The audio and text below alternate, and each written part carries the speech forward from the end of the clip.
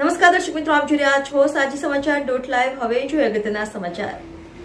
સૌરાષ્ટ્ર કચ્છના વડાલિયા ફૂડ્સનું રાજકોટ, અમદાવાદ અને બરોડા બાદ સુરતમાં ધમાકેદાર ઓપનિંગ. એક સાથે બે સ્ટોરનું 24 સપ્ટેમ્બર ગુરુવારના તાપી નદીના કાંઠે વસેલા સુરતમાં વડાલિયા ફૂડ્સ દ્વારા ફ્રેન્ચાઇઝી આઉટલેટનું શાનદાર ઓપનિંગ. વડાલિયા ફૂડ્સ કંપની દ્વારા સુરતના પાલનપુર કેનાલ રોડ અને અડાજણમાં પાલનપુર પાટિયા રોડ પર આમ બે ફ્રેન્ચાઇઝી આઉટલેટ પરથી કંપનીની તમામ 150થી પણ વધારે પ્રોડક્ટ એક જ જગ્યા પરથી મળી શકશે.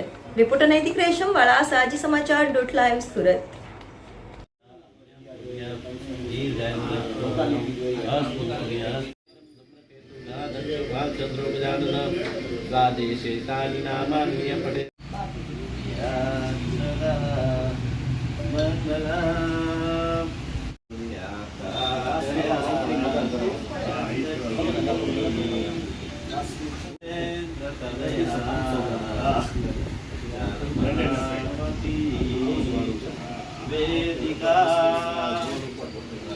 આપનો પરિચય અને આપની કંપની ક્યારથી શરૂ થઈ એના વિશે વાત.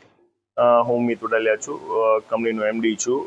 અમારી કંપનીનું પ્લાનિંગ અમે 2012થી કરતા હતા. એક અમે એકચ્યુઅલી સિમેન્ટ ઇન્ડસ્ટ્રીથી બિલોંગ કરી છીએ. હાઈબોન્ડ સિમેન્ટ કરીને પ્લાન્ટ છે અમારો. એ અમારી માસ્ટર કંપની છે અને આ સિસ્ટર કંપની છે. આ અમે 2014થી ચાલુ કરી છે અને આ 10 વર્ષ થયા અમે અત્યારના કમ્પ્લીશનના.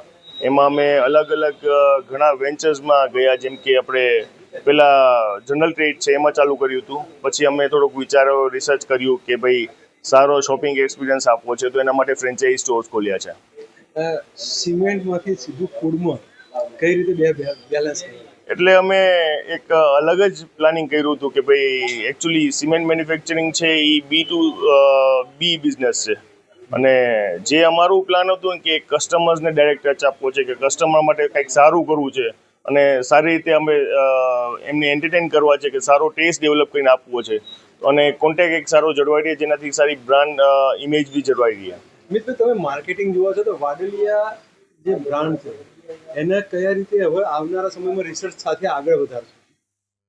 અમારે એકચ્યુઅલી અત્યારના એક્સપોર્ટનું હતું પ્લાનિંગ ચાલુ રહ્યું છે. અમે 1.5 વર્ષથી ફ્રેન્ચાઇઝી સ્ટોરનું જે રીતના પ્લાનિંગ કર્યું એ રીતના ધીરે ધીરે અલગ અલગ વેથી અમે કઈ રીતે આગળ અલગ દેશોમાં કે અલગ અલગ સિટીઝમાં અમે આરામથી ઇઝીલી ફ્રેન્ચાઇઝી સ્ટોર ઓપન કરી શકીએ એવું અત્યારના પ્લાનિંગ લઈને ચાલીએ છીએ. અત્યારે વાડલિયા ફૂડ ખાવા પીવામાં જે તમે રીતે બનાવો છો એમાં કેટલો હિસ્સો ધરાવે છે અને આવનારા સમયમાં કેટલા હિસ્સા સાથે ડ્રીમ સાથે કામ કરો?